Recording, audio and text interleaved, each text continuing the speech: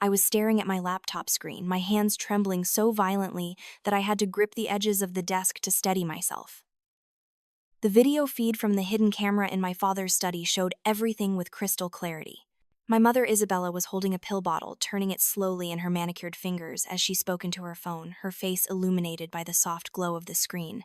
Her voice was sweet, almost musical, the same tone she used when she wanted to appear caring and devoted. The new medication will replace his old pills on Thanksgiving night. Dr. Evans assured me it will look exactly like a natural heart attack. No one will suspect a thing. My father Marcus leaned into the frame, his cold laugh cutting through the silence of my bedroom. By Christmas, the Vance legacy will be ours. That little brat Ava won't get a single penny. I felt the world tilt beneath me. This wasn't embezzlement anymore. This was murder. They were planning to kill my grandfather, Arthur Vance, the man who had built an empire from nothing, who had raised me with stories of integrity and hard work when my own parents were too busy shopping in Milan or gambling in Monaco. If you're hearing this story and thinking about your own family relationships, about those moments when you had to choose between loyalty and what's right, please hit that like button and subscribe. Drop a comment below about a time you had to make a difficult choice. Your story might help someone else find the courage they need. Now let me take you back to where this nightmare really began. It started 6 months earlier, though. I didn't recognize the signs at the time. I was finishing my second year at Columbia Law School, buried in case studies and legal theory, when Grandpa Arthur called me one evening. His voice sounded different, strained in a way I had never heard before.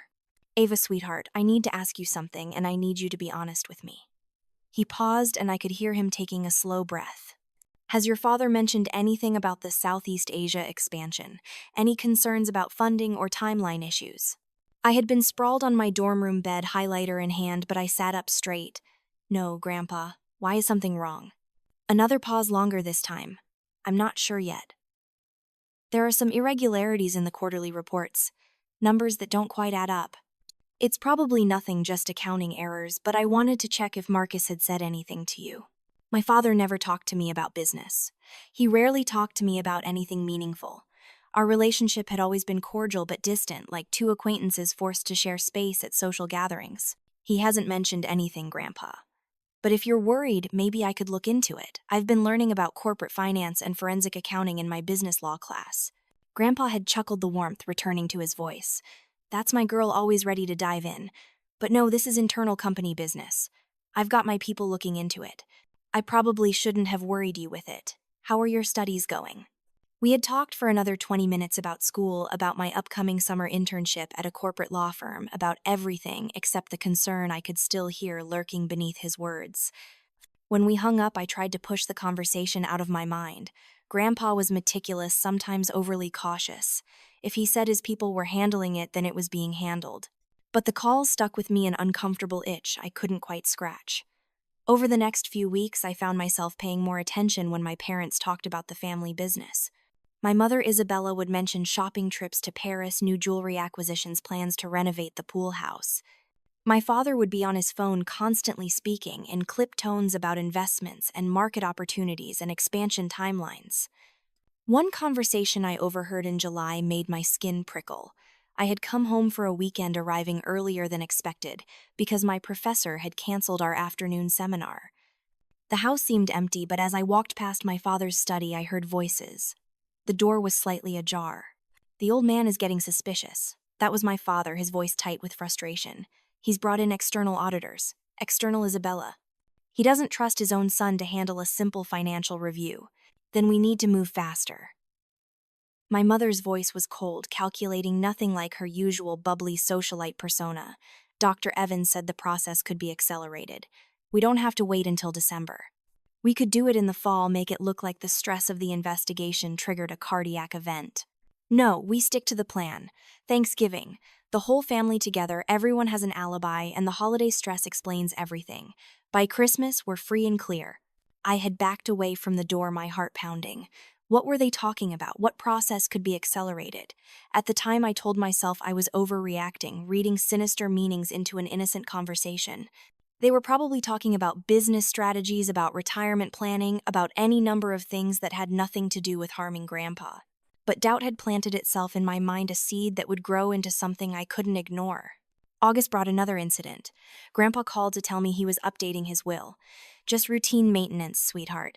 When you get to be my age, you think about these things. I want to make sure everything is in order, that the legacy I've built goes to people who will honor it. Grandpa, you're only 78. You're healthier than most people half your age. Maybe so, but I've been having some heart troubles lately. Nothing serious, the doctors assure me, but it's a reminder that none of us are immortal. I've been taking new medication, and it's helping, but it makes you think about mortality. New medication. The words rang in my ears long after we hung up. I tried to call my father to ask about Grandpa's health, but Marcus was in Singapore, unreachable except by email. When I finally got through to him 3 days later, he was dismissive. Your grandfather is a hypochondriac, Ava. He's been complaining about phantom ailments for years. The doctors say his heart is fine, he just likes the attention and the fussing. Don't let him worry you unnecessarily. But Grandpa wasn't a hypochondriac. He was the opposite, the kind of man who would work through a cold and refuse to acknowledge pain until it was impossible to ignore. If he was concerned enough to mention his health, something was genuinely wrong. 3 weeks before Thanksgiving, I made the decision that would change everything. I was home for a brief visit, ostensibly to collect some winter clothes I had left in storage. My parents were out at a charity gala, one of those glittering affairs where the wealthy wrote checks to feel good about themselves. The house was quiet, just me and the staff who retired to their quarters early. I stood outside my father's study for a long time, my hand on the doorknob, fighting with myself. This was wrong. You didn't snoop through your parents' private files. You didn't violate their trust, their privacy. Good daughters didn't do this. But good sons didn't embezzle from their father's company. Good parents didn't speak in hushed tones about accelerating mysterious processes. The study was exactly as I remembered it all: dark wood and leather built-in bookshelves, lined with legal texts and business journals that I suspected Marcus had never read. His desk was massive, an antique that had belonged to Grandpa before Marcus took over this particular division of the company. The computer sat in the center, its screen dark, but the power light glowing green. I sat in his chair, the leather creaking under my weight. The desk was unlocked, which should have been my first warning that something was off. Marcus was paranoid about security, always locking everything, setting complex passwords, using encrypted communications. Why would his computer be logged in, easily accessible to anyone who walked into the room? Later, I would realize it was arrogance. He didn't think anyone in his own house would dare to look, or maybe he didn't think anyone would understand what they were looking at, even if they did. I started with his email. Thousands of messages, most of them routine business correspondence, meeting schedules, contract negotiations. But then I found a folder labeled Private Medical buried in his filing system. Inside were exchanges with Dr. Carlton Evans, a physician I had never heard my family mention. The emails were coded careful, but their meaning became clearer the more I read. References to the patient who needed special care. Discussions of medications that could manage symptoms while appearing to be standard cardiac treatment. Mentions of timing, dosage, and the importance of natural-looking progression. I felt cold, then hot, then cold again. This couldn't mean what it seemed to mean. There had to be another explanation. That's when I found the financial records. A portable hard drive was plugged into the computer's USB port, probably forgotten. I opened it expecting to find backup files or old records. Instead, I found a meticulously maintained spreadsheet tracking offshore accounts, shell companies, and fund transfers that added up to millions of dollars over the past 5 years. My father had been systematically looting the Southeast Asia division, siphoning money into accounts in the Cayman Islands, Singapore, and Luxembourg. The expansion projects Grandpa had mentioned were fictitious or drastically over-budgeted, the excess funds diverted into Marcus's personal accounts. But it was the folder labeled Succession Timeline that made my blood run cold. Inside was a detailed plan month by month, outlining how Marcus and Isabella would position themselves to inherit Grandpa's estate. Key dates were highlighted. The external audit was scheduled to conclude in January, which meant they needed to act before the results came back. The will update Grandpa had mentioned gave them a deadline. And then a document that made me physically recoil from the screen. A medical analysis written in clinical language explaining how certain cardiac medications could be modified or substituted to cause heart failure that would be nearly impossible to distinguish from natural causes in an elderly patient with a pre-existing condition. Dr. Evans's signature was at the bottom, along with a payment confirmation for $200,000. They weren't just stealing money, they were planning murder. My hands were shaking so badly I could barely operate the mouse. I grabbed my own portable hard drive from my bag, the one I used for school files, and started copying everything. Financial records, emails, the medical documents, everything. The transfer seemed to take forever each second, stretching into an eternity. I kept glancing at the door, certain I would hear the click of the locked footsteps in the hallway, my parents returning early. When the transfer finally completed, I yanked the hard drive free and shoved it into my jacket pocket. I was backing away from the desk when I heard it. The garage door opening, car door slamming, voices in the driveway. They were home early. Panic seized me. I ran to the study door, eased it open, and peered into the hallway. Empty, but I could hear them coming through the mudroom entrance. I slipped out, closed the door as quietly as possible, and sprinted for the back stairs that led to the second-floor bedrooms. I made it to my room just as I heard the front door open. "I'm telling you, we need to accelerate the timeline." My mother's voice carried up the stairs, sharp with urgency. Richard saw the audit preliminary reports. "They're close, Marcus. Closer than we thought." "I know, damn it. But we can't rush this. One mistake and everything falls apart. The Thanksgiving plan is solid. We just need to hold our nerve for 3 more weeks." I pressed my ear against my bedroom door, straining to hear more, but they had moved deeper into the house. I sat on my bed, the hard drive burning in my pocket like a hot coal, and tried to process what I had just discovered. My parents. The people who had raised me, who had attended my school plays and graduation ceremonies, who had paid for my education, and given me every material advantage. They were planning to murder my grandfather for money. Part of me wanted to disbelieve it, to find some innocent explanation for what I had seen. Maybe I had misunderstood. Maybe there was context I was missing.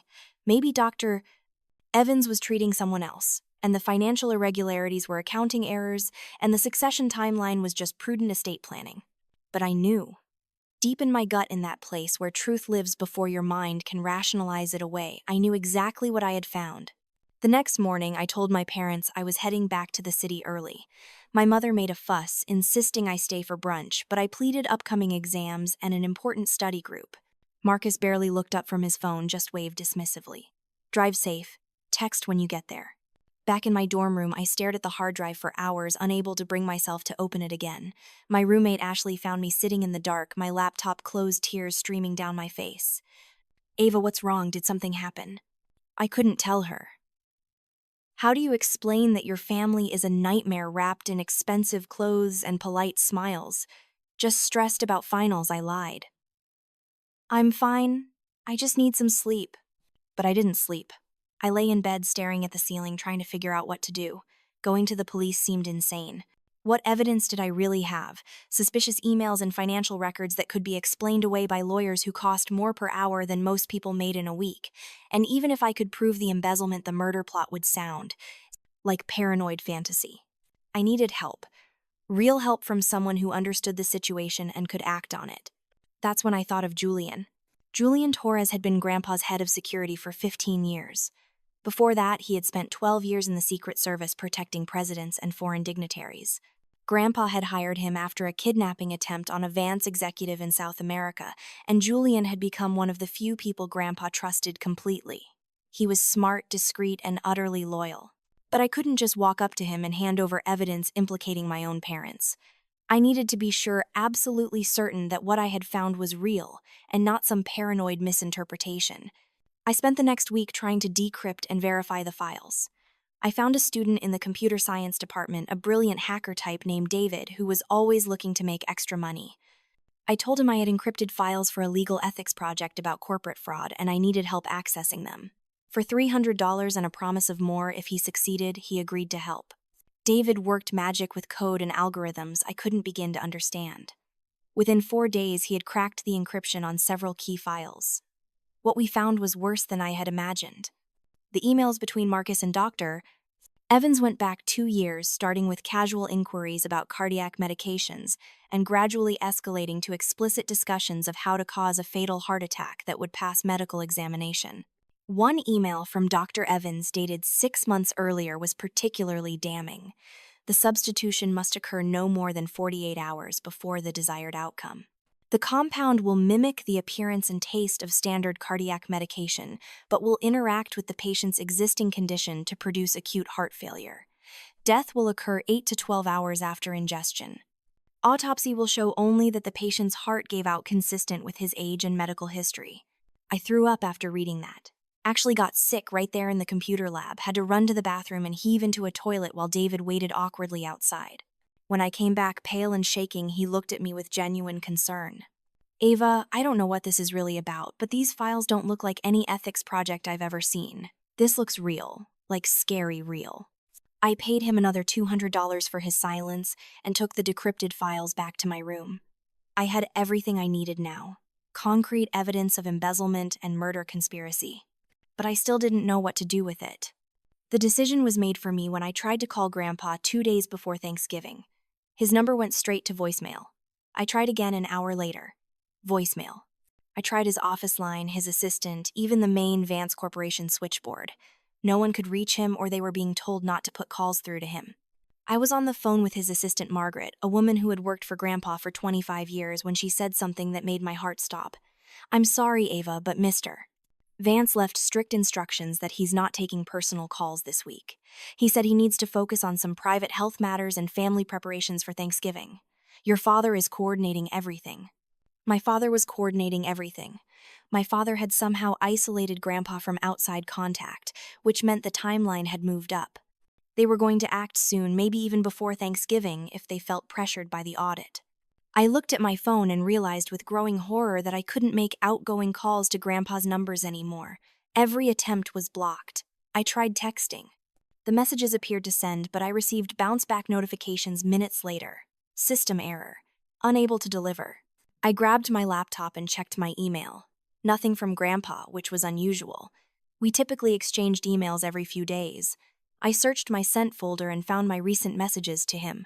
Every single one had been recalled or deleted before being delivered to his inbox. Someone had access to my communications.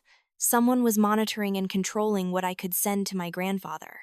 I ran diagnostics on my phone, something David had shown me how to do. The results confirmed my worst fear: spyware.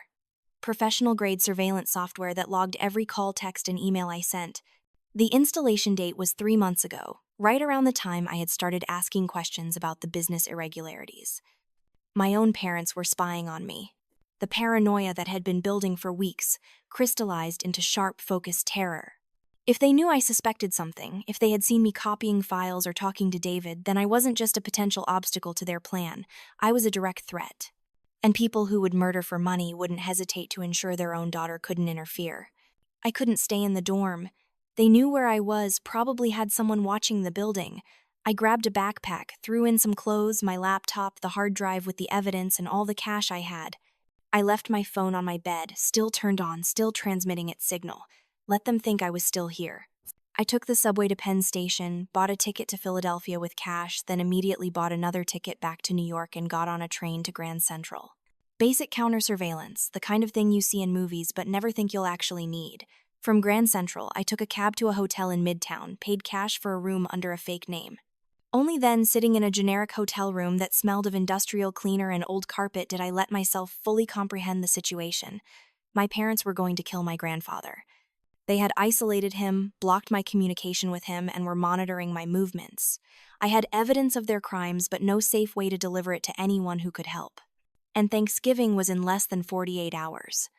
I needed to reach Julian, but I couldn't use my phone or email. They would intercept anything I sent. I needed to go in person, but if they were watching me, they would follow me straight to him. That night, I barely slept, running through scenarios and contingencies. By morning, I had a plan. Risky, probably stupid, but it was all I had.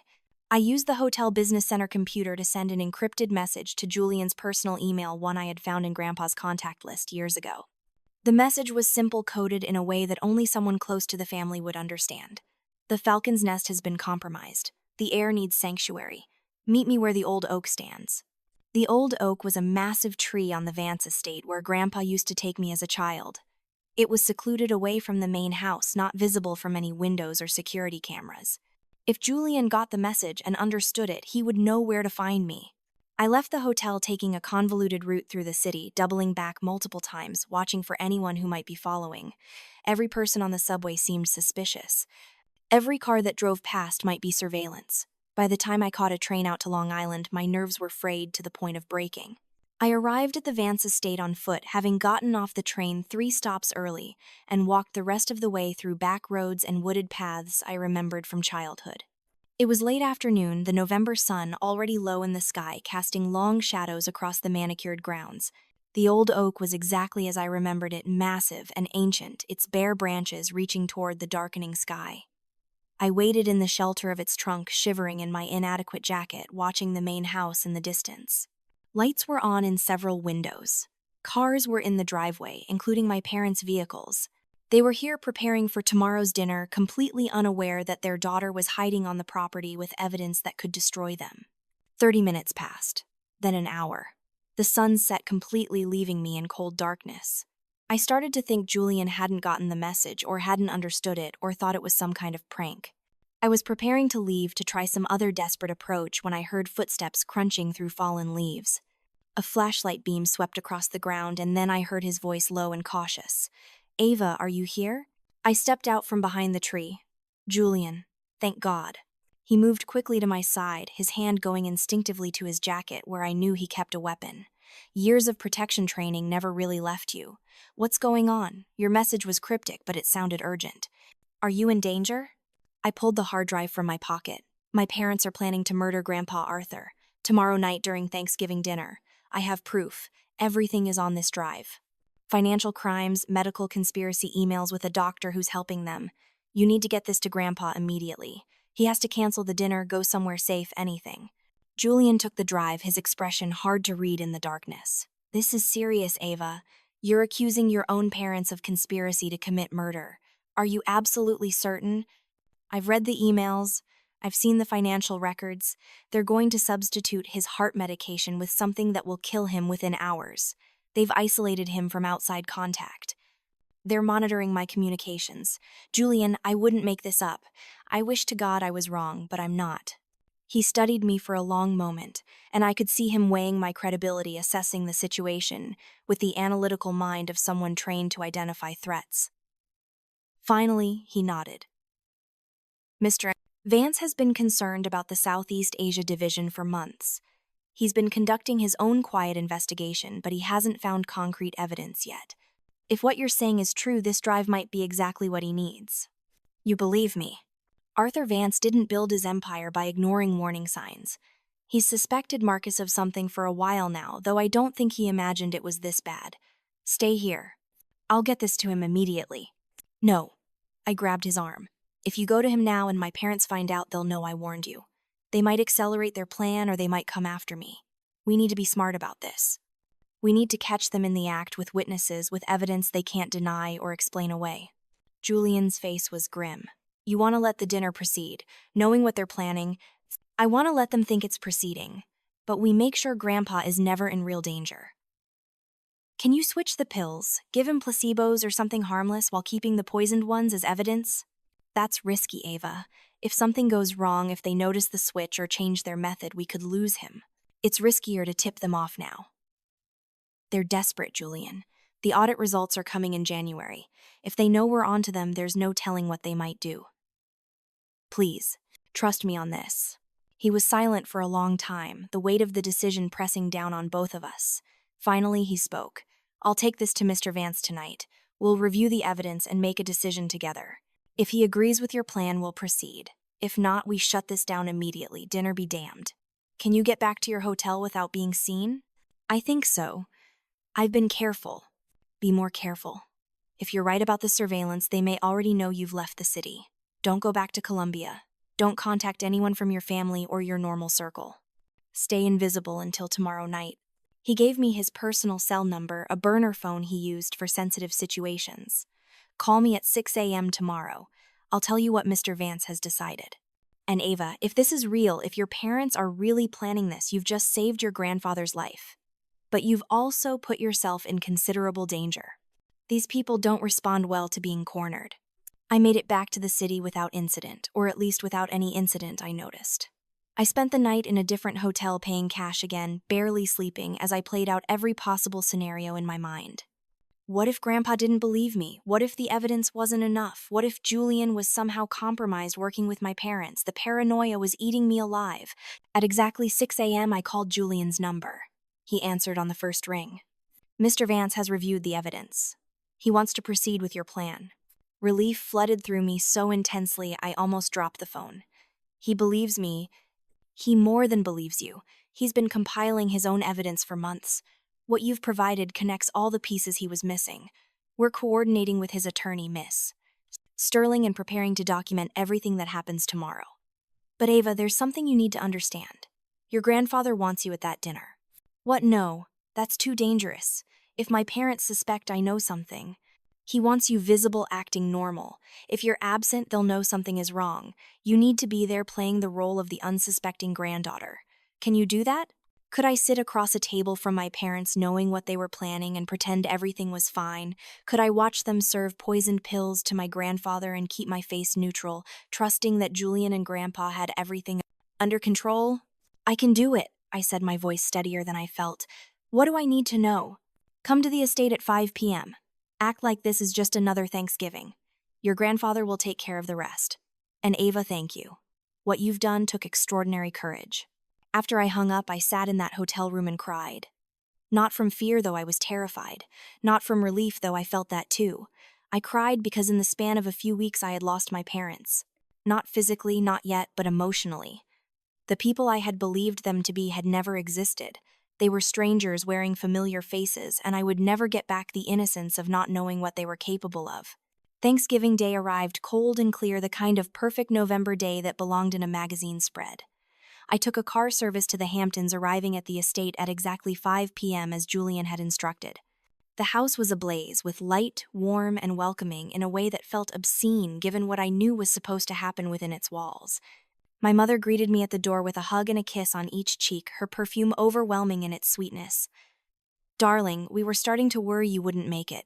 The traffic from the city must have been terrible. Not too bad, I managed, returning her embrace and hating myself for how easily the lie came.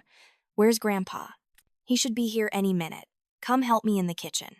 I want everything to be perfect tonight. I followed her through the house, noting the elaborate decorations, the gleaming silver, the crystal glasses arranged precisely on the dining room table. My father was in his study on the phone as always, but he waved when he saw me pass. I waved back, my smile feeling like a grotesque mask. In the kitchen, my mother handed me a glass of wine and began discussing the menu with an enthusiasm that seemed genuine. Turkey with sage stuffing, roasted vegetables, cranberry relish, made from Grandpa's mother's recipe, pumpkin pie cooling on the counter.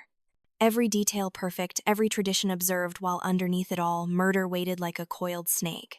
Mom, I heard myself say, can I ask you something? She looked up from basting the turkey, her face open and warm. Of course, sweetheart, anything. Are you happy with your life, with how things have turned out? Her expression flickered just for a second, and I saw something beneath the perfect facade. Desperation, maybe. Or bitterness. What a strange question for Thanksgiving. Of course I'm happy. I have everything I could want. But she didn't, did she? She wanted more. She wanted the Vance fortune without the Vance patriarch. She wanted the lifestyle without the man who made it possible. She wanted everything and was willing to kill for it. At exactly 6 p.m., we heard tires on gravel. Grandpa had arrived. What happened next I had not expected, and neither, I think, had my parents. Because Grandpa Arthur didn't arrive alone. With him came Julian, as anticipated. But also Miss Sterling, his attorney, carrying her leather briefcase like a weapon. And behind them, 2 more people I didn't recognize, both in business attire, both carrying the kind of authority that made the air in the room change. My father met them at the door, his confusion evident. Father, I wasn't aware you were bringing guests. This is supposed to be a family dinner. Grandpa's smile was cold as winter steel. Business and family have always been intertwined in the Vance legacy, Marcus. These are my colleagues. Surely you can spare a few extra place settings for the people who have helped build our empire. What could my father say? He stepped aside, letting them all enter his face, a carefully constructed mask of welcome, even as I saw the panic in his eyes. This wasn't the plan. This wasn't how it was supposed to go. My mother recovered faster, her socialite training kicking in. Of course, Arthur. The more the merrier. Please, everyone come in. Dinner will be ready shortly.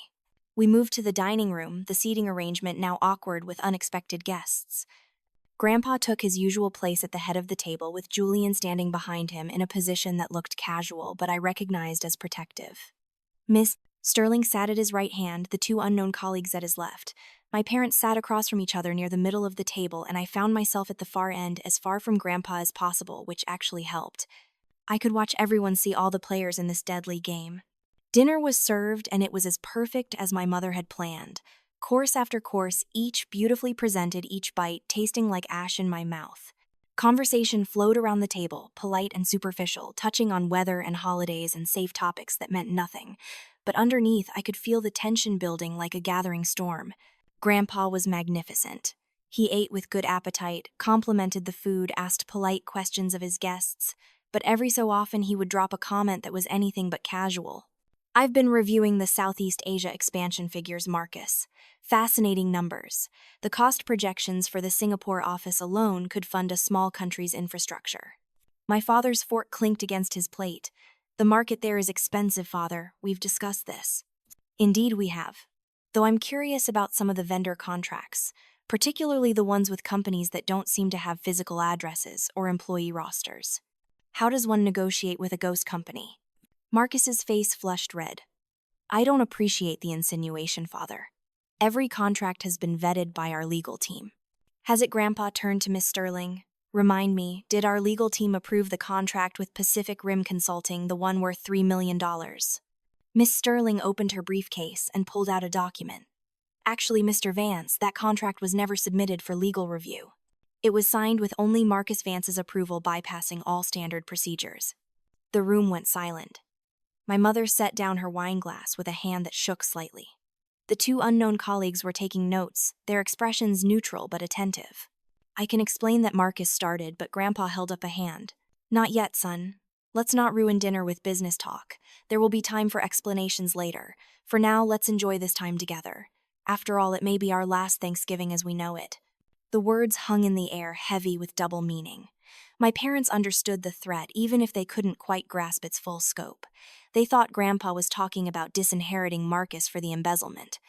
They didn't yet realize he knew about the murder plot. Dinner stretched on interminably. Every course felt like a small eternity. I caught Julian's eye once, and he gave me a nearly imperceptible nod. Everything was under control. Trust the plan. Finally, dessert was served and cleared. Coffee was poured. And then my mother stood, her smile bright and loving, every inch the devoted daughter-in-law. Arthur, it's time for your evening medication. Let me get it for you. This was it. This was the moment we had been waiting for. Every muscle in my body tensed, my hands gripping my napkin under the table so hard my fingers ached. My mother walked to the sideboard where a small silver tray had been prepared. On it sat a glass of water and a pill bottle. The replacement medication. The poison that was supposed to look like standard cardiac care but would kill him within hours. She picked up the tray with hands that appeared steady, though I noticed a slight tremor in her fingers. She carried it to Grandpa with the grace of long practice, setting it down before him with gentle care. Here you are. Doctor's orders. We can't have you neglecting your health. Grandpa reached for the pill bottle, unscrewing the cap with the casual ease of long habit. He shook a pill into his palm, examining it in the light. My mother watched him, and for just a second I saw hunger in her eyes. Not for food or drink, but for finality. For the moment when the inheritance would finally be theirs. Then Grandpa began to cough. It started as a small throat clearing, but quickly escalated into a violent racking cough that doubled him over. The pill bottle fell from his hand, pills scattering across the table and floor. The water glass tipped, spilling across the white tablecloth. My mother gasped, reaching for him, but Julian was already there, one hand on Grandpa's back, the other moving with practiced speed.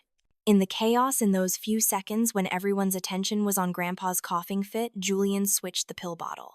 The one that clattered to the floor was not the poison medication my mother had prepared. It was an identical bottle filled with harmless placebos, the real evidence the poisoned pills were already secured in a sealed evidence bag in Miss Sterling's briefcase. My father had jumped up from his seat, rushing toward the spilled pills, his intention clear. Grab them, dispose of them, eliminate the evidence. But one of Grandpa's colleagues, the man I now understood to be a police detective in plain clothes, was faster. He bent down, carefully collecting the pills with gloved hands, placing them in a small evidence bag. Allow me to help, he said mildly, his tone making it clear this was not a request. Marcus froze his face, going pale as understanding began to dawn. Something was wrong. This wasn't going according to plan. Grandpa's coughing subsided as suddenly as it had begun. He straightened in his chair, his breathing steady, his color good. Forgive me. That happens sometimes when I try to take pills on a full stomach. Julian, do you have my medication? Julian produced the switched bottle, the real medication that Grandpa actually needed. Right here, sir. Grandpa took the pills calmly, swallowing them with a fresh glass of water that Julian provided. My mother stood frozen, her face, a mask of confusion and growing horror as she tried to understand what had just happened.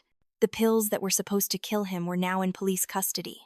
The evidence she thought would disappear in an autopsy was now documented and secured. "I think," Grandpa said, his voice cutting through the silence like a blade, "it's time we had that conversation about explanations, Marcus. But first, let me introduce my colleagues properly. This is Detective Morrison from the Financial Crimes Division, and this is Detective Chen, who specializes in conspiracy cases." The two unknown guests produced badges, their friendly demeanor shifting into professional authority. My father collapsed back into his chair, his face ashen.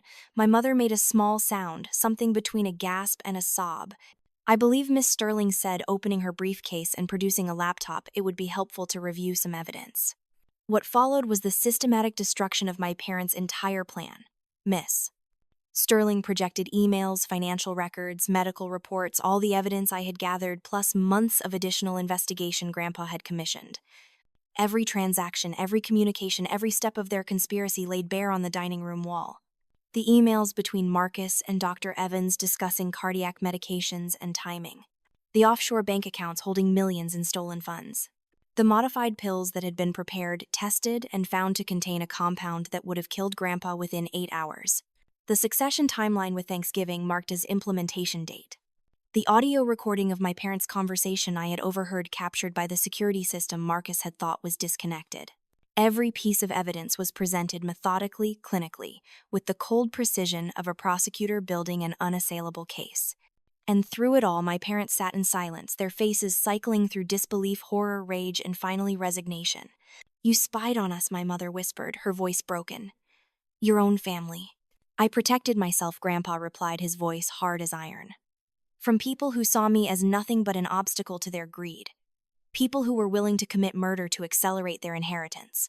Marcus found his voice, his tone aggressive, despite the hopelessness of his position. "You forced me to this. You never respected me, never trusted me. You built an empire and made me beg for scraps while you groomed your golden girl to replace me." He pointed at me, his finger shaking with rage. Grandpa looked at him with something that might have been pity. "I gave you every opportunity, Marcus. I put you in charge of an entire division, gave you millions in salary and bonuses, and trusted you with the company's expansion into new markets. You weren't begging for scraps. You were living in luxury most people can't imagine. But it wasn't enough. It would never have been enough." "And Ava," my father's voice turned venomous as he looked at me. "Did she tell you about this? Did our dear daughter betray us?" Every eye in the room turned to me. I felt the weight of that attention, the moment of truth I had been dreading. I met my father's gaze steadily. "I saw what you were planning. I couldn't let you murder Grandpa. Not for money, not for anything." My mother's face crumpled. "How could you? We're your parents, Ava. Your own flesh and blood." "And he's my grandfather," I said, my voice stronger than I felt. "The man who actually loved me, who supported my dreams, who never saw me as a competitor or an obstacle. You were going to kill him, Mom. You were going to commit murder, and you expected me to do what? Look the other way." "We gave you everything," Marcus snarled. "Every advantage, every opportunity. You gave me material things," I said. "But you never gave me what actually mattered. Integrity, honor, love without conditions. Grandpa gave me that. And I wasn't going to let you take him from me." The detective standing by the door spoke for the first time. "Marcus Vance, Isabella Vance, you are under arrest for conspiracy to commit murder, fraud, embezzlement, and racketeering. You have the right to remain silent." The rest of the Miranda warning faded into background noise as reality set in. My mother began to sob great heaving cries that echoed through the dining room.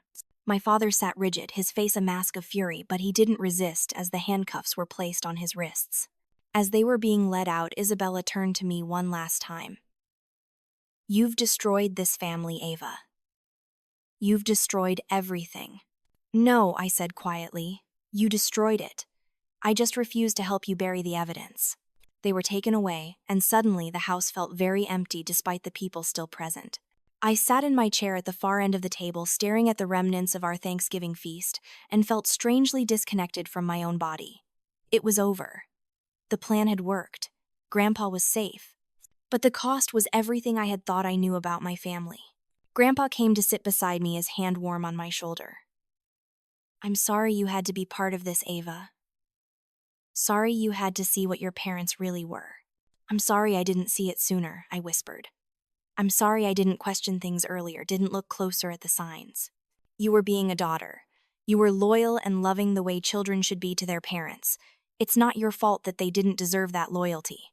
Miss Sterling was packing up her equipment, the detectives were finishing their notes, Julian was securing the house. The machinery of justice was in motion and my parents' fate was sealed. Dr. Evans was arrested that same night, caught trying to board a flight to Brazil. The evidence against all three of them was overwhelming. In the days that followed, the story exploded across every news outlet. The Vance family scandal, a tale of greed and betrayal and murder averted. Reporters camped outside the estate trying to get interviews, photos, any scrap of information about the family that had nearly destroyed itself from within. I retreated from public view, focusing on my studies and trying to process the earthquake that had shaken my foundation. Therapy helped, as did long conversations with Grandpa about family loyalty and the difference between blind faith and informed trust. The trial, when it came, was swift and decisive. The evidence was too strong, the conspiracy too well documented for any reasonable doubt. Marcus received 25 years. Isabella received 20. Dr. Evans got 15. They would be elderly if they were ever released, their lives effectively over. Some of my mother's relatives reached out, trying to get me to advocate for leniency, to use my relationship with Grandpa to influence the sentencing. I refused. There could be no leniency for attempting to murder someone for money. Some called me cold-heartless, a daughter who had betrayed her parents. I learned to live with their judgment, knowing that their opinion mattered far less than my own conscience. I never visited them in prison. I read the letters they sent, Isabella's filled with apologies and excuses, Marcus's filled with blame and bitterness. I filed them all away unopened after the first few. There was nothing they could say that would change what they had done or who they had revealed themselves to be. Christmas that year was strange and sad and somehow peaceful. Grandpa and I decorated the mansion together, just the two of us, playing old carols and drinking hot chocolate made from scratch. We reviewed applications for what would become the Vance Legacy Fund, a foundation dedicated to helping talented students who couldn't afford the education they deserved. "Your parents tried to steal a legacy," Grandpa said as we hung ornaments on the tree. "But what they didn't understand is that a true legacy isn't money or property. It's the values you pass on, the people you help, the good you do in the world. They could have stolen my fortune, but they could never have stolen my legacy, because it lives in people like you." I graduated from Columbia Law School in the top 10% of my class. Grandpa sat in the front row, clapping louder than anyone, his pride evident in every gesture. I joined a firm specializing in corporate fraud and white-collar crime, using my experience to help others caught in webs of financial deception. The Vance Legacy Fund grew beyond anything we had imagined. Hundreds of students received scholarships, many of them going on to careers in law, public service, and social justice. The mansion became the fund's headquarters, a place where potential and opportunity met, where students could access resources and mentorship and support. Grandpa lived for 5 more good years after that Thanksgiving. When he passed, it was peacefully surrounded by people who loved him, in a home filled with purpose and meaning. His funeral was attended by hundreds, including many of the students whose lives he had changed through the foundation. He left me everything, not just money, but responsibility. The legacy he had built, the empire he had created, the values he had lived by.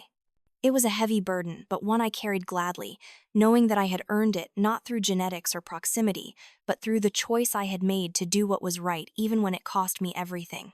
My parents are still in prison. They will be for many years to come. I don't hate them, which surprises some people. Hate requires emotional energy I don't have to spare. Instead, I feel something closer to pity. They had everything: a loving family, financial security, opportunities most people never get. And they threw it all away because they couldn't wait, couldn't earn things, honestly couldn't see that enough was enough. I think about that Thanksgiving sometimes, about the moment when I had to choose between family loyalty and moral integrity. It wasn't easy, it wasn't clean. There was no moment of clear-cut heroism where I knew exactly what to do. There was only fear and confusion and the small, persistent voice inside me that said murder was wrong no matter who was planning it. What about you? Have you ever had to make a choice between loyalty and doing what's right? Have you faced a moment where staying silent felt safer but speaking up was necessary? Drop your story in the comments below. Your experience might be exactly what someone else needs to hear to find their own courage. And if this story resonated with you, if it made you think about your own relationships and boundaries, hit that like button and subscribe for more stories about finding strength in impossible situations. Sometimes the bravest thing we can do is refuse to be complicit in our own destruction.